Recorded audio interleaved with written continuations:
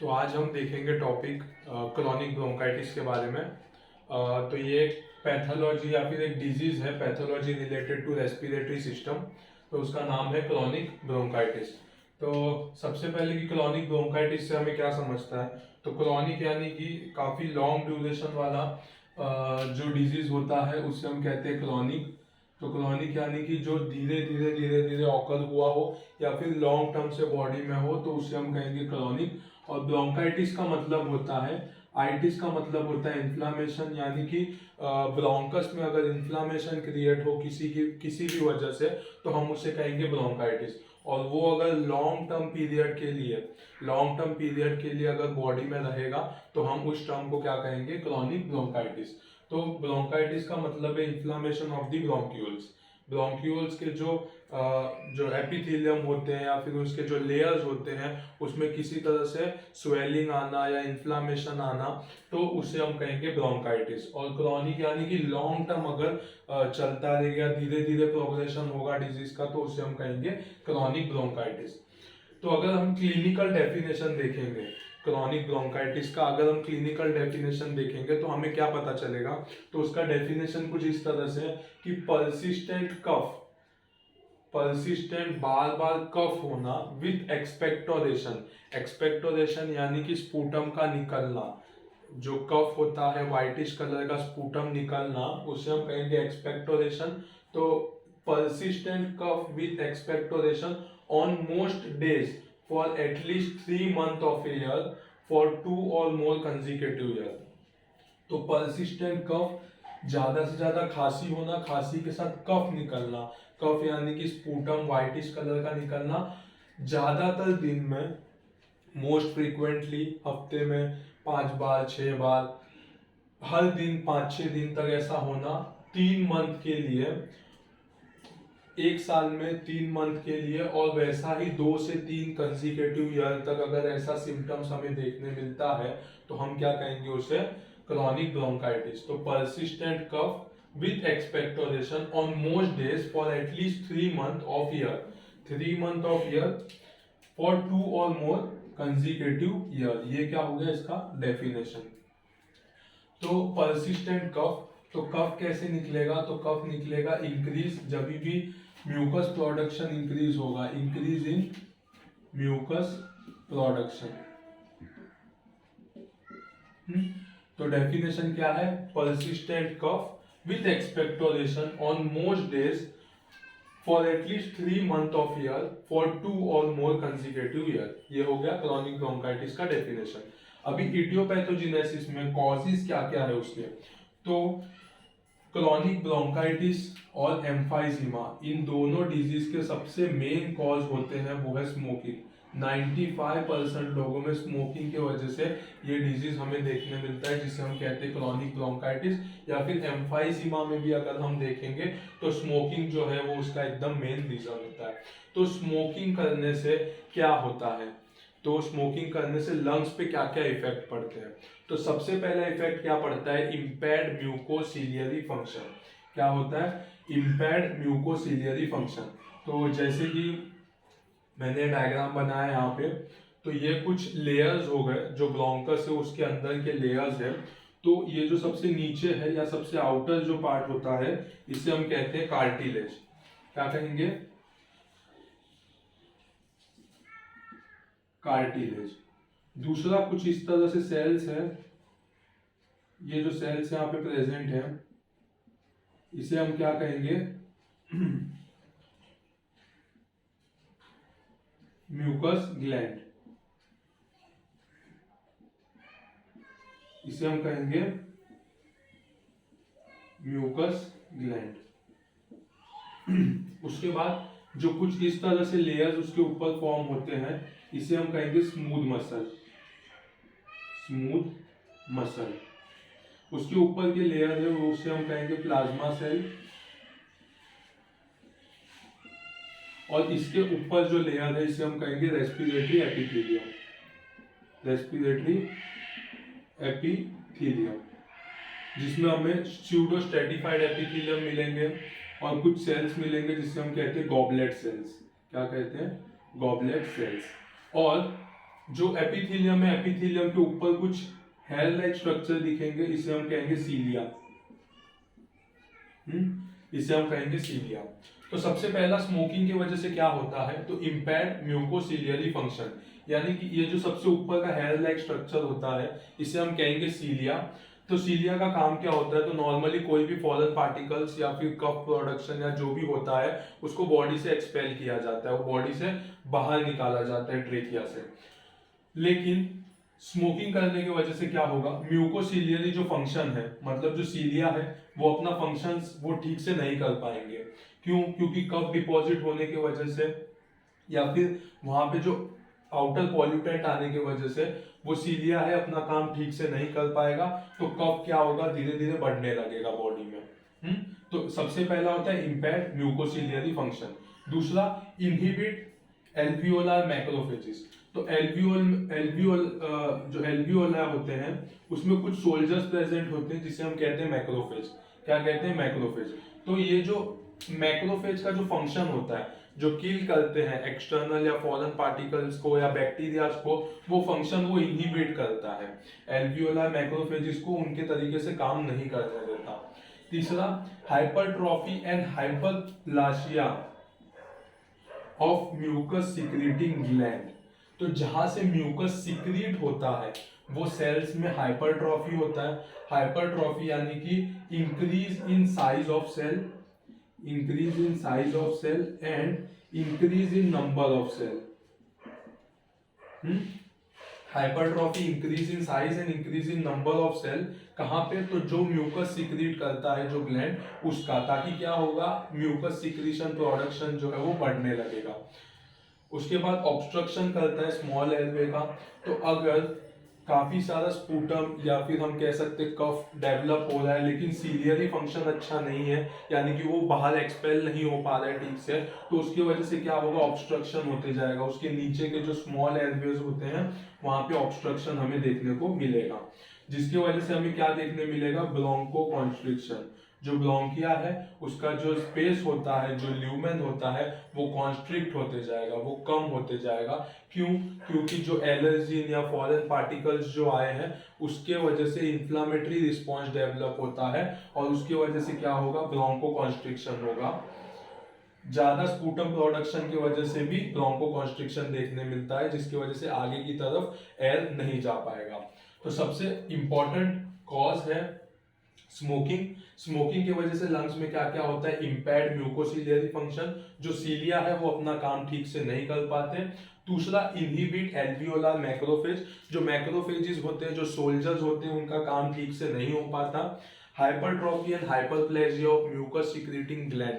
जो mucus secrete करते हैं जो ग्लैंड, उसमें उनके सेल्स का साइज इंक्रीज हो जाएगा और सेल्स का नंबर इंक्रीज हो जाएगा। फिर ऑब्स्ट्रक्शन ऑफ स्मॉल एयरवेज, छोटे एयरवेज होते हैं उनको ऑब्स्ट्रक्ट करते हैं। और लास्ट में है उसकी वजह से ब्रोंको कॉन्स्ट्रिक्शन देखने मिलता है। और ये सब कंडीशन को हम कहते हैं क्रॉनिक ब्रोंकाइटिस। दूसरा कॉज है एटमॉस्फेरिक पॉल्यूटेंट। अगर एटमॉस्फेयर में सल्फर डाइऑक्साइड, नाइट्रस ऑक्साइड बढ़ जाए या डस्ट पार्टिकल्स ज्यादा रहे या फ्यूम्स ज्यादा रहे, तो इसकी वजह से भी हमें क्रॉनिक ब्रोंकाइटिस देखने मिलता है। तीसरा, ऑक्यूपेशन। अगर पेशेंट का जो पर्सन है वो अगर कॉटन मिल में काम कर रहा है या प्लास्टिक फैक्ट्री में काम कर रहा है, तो उसके पॉल्यूटेंट की वजह से भी उसे ब्रोंकाइटिस होने के चांसेस होते हैं। और लास्ट में इन्फेक्शन, बैक्टीरियल, वायरल या फिर कोई भी इन्फेक्शन होगा तो उसकी वजह से ब्रोंकाइटिस होता है। और लास्ट होता है जेनेटिक फैक्टर्स। अगर जीन्स में प्रेजेंट होगा तो उसकी वजह से भी काफी लोगों में हमें ब्रोंकाइटिस देखने को मिलते हैं। तो ये हो गया इसके कॉजेस। सबसे पहला स्मोकिंग, दूसरा एटमॉस्फेरिक पॉल्यूटेंट, तीसरा ऑक्यूपेशन, इन्फेक्शन और जेनेटिक फैक्टर। तो ये हो गया डेफिनेशन और कॉजेस। अभी जो क्रॉनिक ब्रोंकाइटिस होता है उसमें जो मॉर्फोलॉजिकल फीचर है, मॉर्फोलॉजिकल फीचर हमें क्या क्या देखने मिलेगा, तो उसमें हमें दो चीज देखने मिलता है, एक तो मैक्रोस्कोपिक और एक माइक्रोस्कोपिक। तो मैक्रोस्कोपिक वो होता है जो हम आंख से देख सकते हैं, माइक्रोस्कोपिक वो है जो कि हम लेंस से देखते हैं या फिर माइक्रोस्कोप से देखते हैं, तो उसे माइक्रोस्कोपिक स्ट्रक्चर कहते हैं। तो मॉर्फोलॉजिकल फीचर्स में हमें क्या देखने मिलता है, तो मैक्रोस्कोपिक में हमें देखने मिलेगा कि जो ब्रोंकियल वॉल होता है वो थिक हो जाता है। क्या होता है, ब्रोंकियल जो वॉल्स होते हैं वो कैसे होते हैं, थिक हो जाते हैं, यानी कि जो बीच का ल्यूमेन होता है वो डिक्रीज हो जाता है और जो साइड में ब्रोंकियल वॉल्स होते हैं वो थिक हो जाते हैं, एडिमेटस हो जाते हैं, उसके अंदर फ्लूइड डेवलप हो जाता है, हाइपरएमिक हो जाते हैं, यानी कि ब्लड सप्लाई वहां पे इंक्रीज हो जाता है, और ल्यूमेन के अंदर हमें म्यूकस प्लग देखने को मिलता है। यहाँ पे हमें म्यूकस प्लग देखने मिलता है, जिसकी वजह से क्या होता है, जो ल्यूमेन होता है वो ऑब्स्ट्रक्ट होता है। तो ये आंख से हमें देखने मिल सकता है। तो क्या क्या देखने मिलता है, सबसे पहले ब्रोंकियल वॉल थिकनिंग, जो ब्रोंकस होता है उसका जो वॉल होता है वो थिक हो जाता है। दूसरा एडिमेटस हो जाता है, फ्लूइड भर जाते हैं, हाइपरएमिक हो जाते हैं, यानी कि ब्लड सप्लाई बढ़ जाता है, और lumen contain mucus plug, lumen के बीच में हमें म्यूकस काफी अमाउंट में देखने को मिलता है। तो ये मैक्रोस्कोपिक फीचर्स हमें देखने मिलते हैं। माइक्रोस्कोपिक फीचर्स में क्या देखने मिलता है, तो माइक्रोस्कोपिक में एक चीज देखने मिलता है जिसे हम कहते हैं रेड इंडेक्स। क्या कहते हैं, रेड इंडेक्स। तो रेड इंडेक्स इंक्रीज देखने को मिलता है। तो सबसे पहले रेड इंडेक्स होता क्या है, तो जैसे कि मैंने बताया कि अगर ब्रोंकस का भी जो लेयर्स देखेंगे वॉल का, उसके अंदर सबसे आउटर होता है कार्टिलेज, फिर कुछ आते हैं म्यूकस ग्लैंड जहां से म्यूकस सीक्रेट होते हैं, स्मूथ मसल्स, उसके ऊपर प्लाज्मा सेल्स, उसके ऊपर रेस्पिरेटरी एपिथेलियम जिसमें हमें गॉबलेट सेल्स देखने मिलते हैं, और सीलिया देखने मिलता है। तो रेड इंडेक्स क्या होता है, तो रेड इंडेक्स होता है जो डिवीजन होता है thickness of sub mucosal mucus secreting gland upon thickness between epithelium and cartilage. यानी कि अगर हम वॉल देखेंगे, हाँ वॉल देखेंगे, तो इसमें म्यूकस ग्लैंड का सिक्रीशन जो डिनोट किया है CD से, म्यूकस ग्लैंड का जो लेवल होता है वो डिवाइडेड बाय कार्टिलेज और एपिथेलियम के बीच का स्पेस जो डिनोट किया है AB से, इन दोनों का डिवीजन करेंगे, और अगर वो इंक्रीज्ड आएगा तो हम उसे कहेंगे इंक्रीज्ड रेड इंडेक्स, और वो डिनोट करेगा कि पेशेंट को क्रॉनिक ब्रोंकाइटिस है। अगर अज्यूम करेंगे कि नॉर्मल इंडिविजुअल या नॉर्मल लाइफ में CD का वैल्यू 1 लिया है, AB का वैल्यू 2 है, तो 1/2 के रेशियो में आएगा 0.5।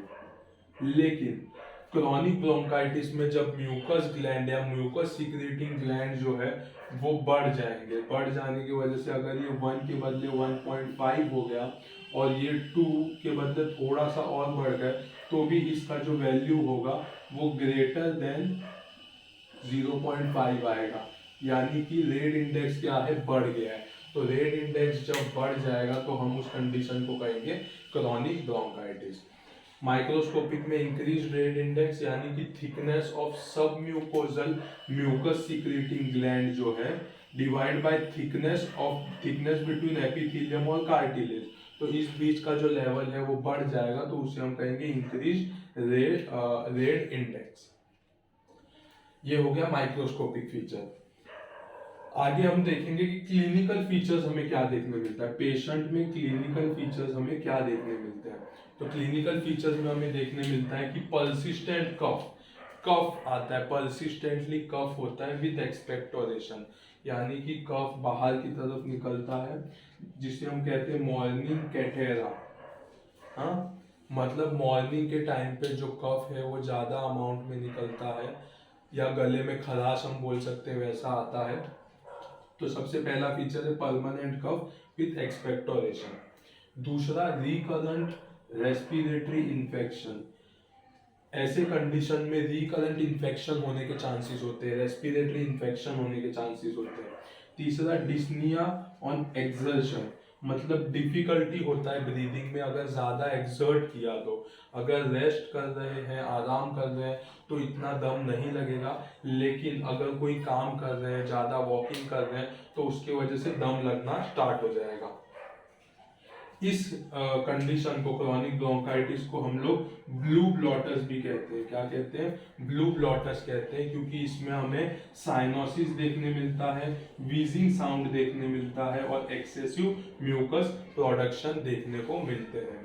तो कैसा होता है कि जब भी, जैसे कि हमने देखा ब्रोंकियल वॉल थिकनिंग होता है, तो ब्रोंकियल वॉल थिकनिंग, एडिमा या फिर ल्यूमेन कम होने की वजह से क्या होता है, जो एयर है या फिर जो ऑक्सीजन है वो एल्वियोलाई तक, कहाँ पे, एल्वियोलाई तक अच्छे अमाउंट में नहीं पहुंच पाता। अच्छे अमाउंट में नहीं पहुंच पाने की वजह से क्या होता है, एल्वियोला में जो परफ्यूजन होता है ऑक्सीजन का वो ठीक से नहीं हो पाएगा और उसकी वजह से साइनोसिस देखने मिलेगा। साइनोसिस देखने मिलेगा। और अगर हम देखेंगे, ये ब्रोंकियल वॉल है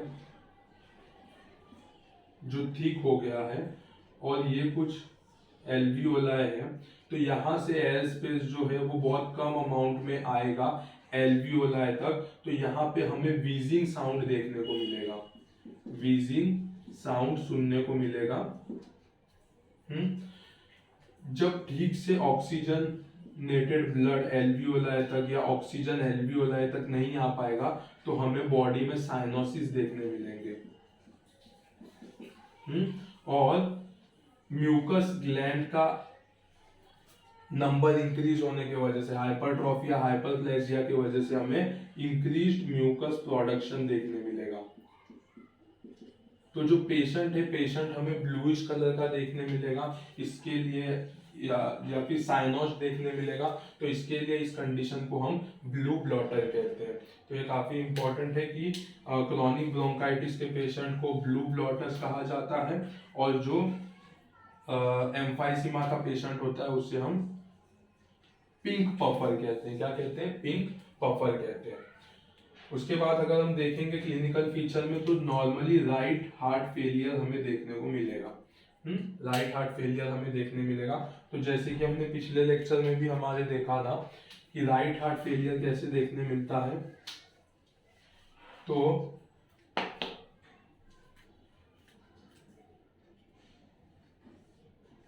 अगर ये हम हार्ट देखेंगे तो यहां से लेफ्ट वेंट्रिकल से एओर्टा में जाएगा, लेकिन राइट वेंट्रिकल से जो डीऑक्सीजनेटेड ब्लड है, वो कहाँ पे जाता है? लंग्स में जाता है। लेकिन अगर लंग्स में किसी तरह का प्रॉब्लम होने की वजह से क्या होता है, तो जो ये डीऑक्सीजनेटेड ब्लड है वो लंग्स में जाने को प्रॉब्लम होता है, तो उसकी वजह से क्या होता है, जो राइट साइड का वेंट्रिकल है वहां पे एक्सेसिव प्रेशर क्रिएट होता है। एक्सेसिव प्रेशर क्रिएट होने की वजह से यहाँ पे हाइपरट्रॉफी देखने मिलेगा या फिर राइट हार्ट फेलियर हमें देखने को मिलेगा।